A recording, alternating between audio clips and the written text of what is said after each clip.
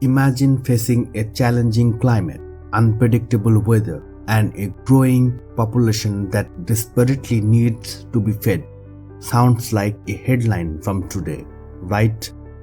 But what if I told you that over 1,000 years ago, scientists and rulers faced the exact same problem, and they solved it using nothing but dirt, sheets, and incredible foresight? Welcome back to Islamic Foresight, the channel where we uncover the visionary ideas of the past to inspire the solutions of tomorrow.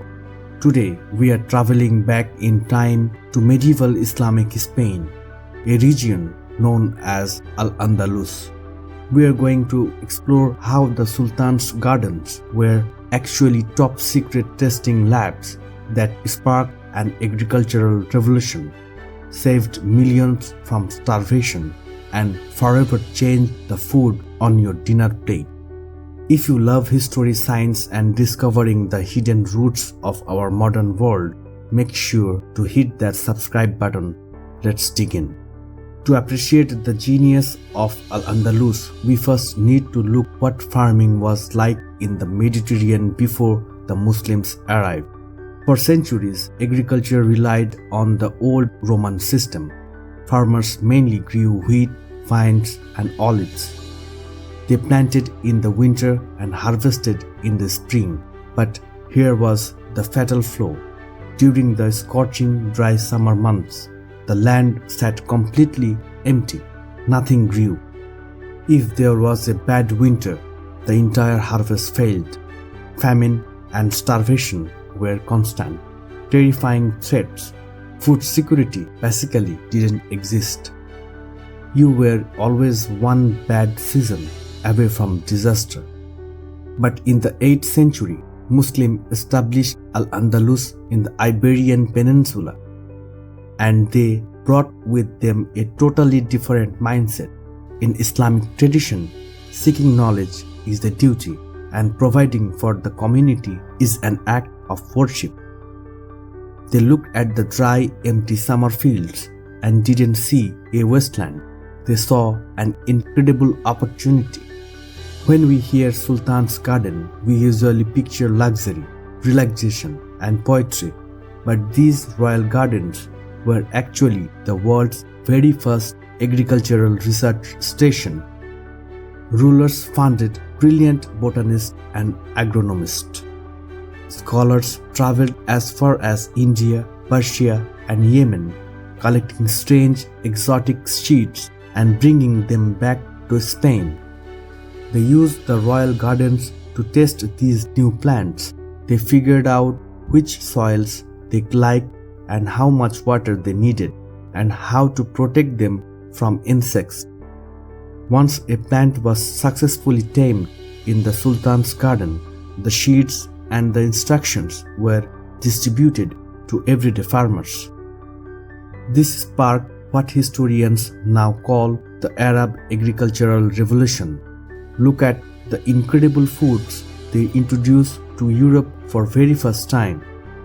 Hard wheat, perfect for making the pasta we love today. Rice and sugarcane, calorie-dense foods that provided massive amounts of energy. Citrus fruits, lemons, orange, and limes that wipe out vitamin deficiencies. Vegetables, eggplants, and spinach. Cash crops, cotton for clothing, and saffron for trade. Because of many of these new crops, oriented in hot climates like India, they could be grown during the brutal Spanish summer. Suddenly, farmers weren't just harvesting once a year, they were harvesting 3, sometimes 4 times a year. Food production skyrocketed, populations doubled. For the first time in centuries, the people had true food security. But wait a minute. Summer in Spain is incredibly hot and dry. How on earth did they water all these thirsty summer crops like rice and sugarcane? This is where the true foresight comes in. The Muslims of Al-Andalus were master engineers of water.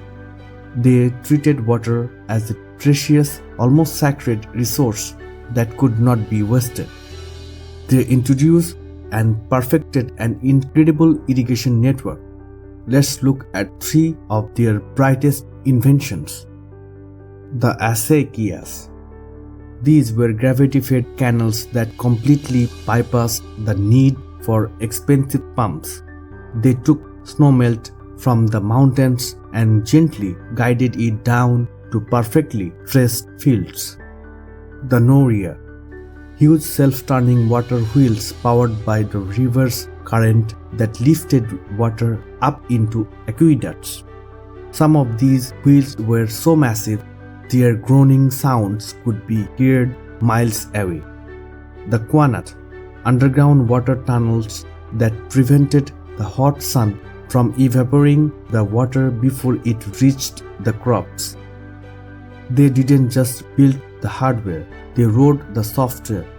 Scholars like Ibn Basil and Abu al-Khair wrote highly detailed farming manuals. They categorized hundreds of types of soil and documented exactly how to use organic fertilizer to keep the earth healthy year after year. They freely shared this knowledge, ensuring that the technology belonged to the people, not just the elite. The brilliant botany and engineering of Al-Andalus didn't just stay in Spain. As centuries passed, this knowledge filtered through the rest of Europe and eventually crossed the ocean to the Americas. If you enjoy a glass of orange juice, a bowl of rice, or even a simple spinach salad, you are experiencing the direct legacy of those medieval Islamic gardens.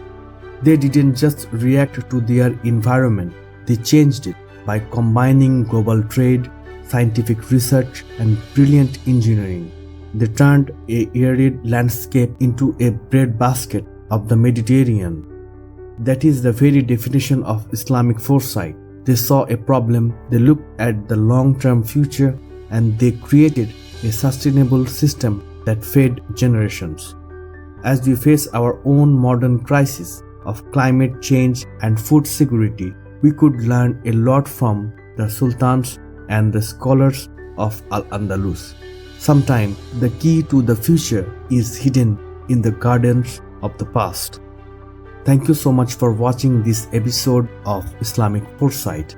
Which of these Andalusian crops is your favorite? Let us know in the comments down below. If you learned something new today, please hit that like button, share this video with your friend, and subscribe for more untold stories of visionary history. Until next time, keep seeking knowledge and keep looking forward. Peace be upon you. May Allah bless us all. Thank you so much.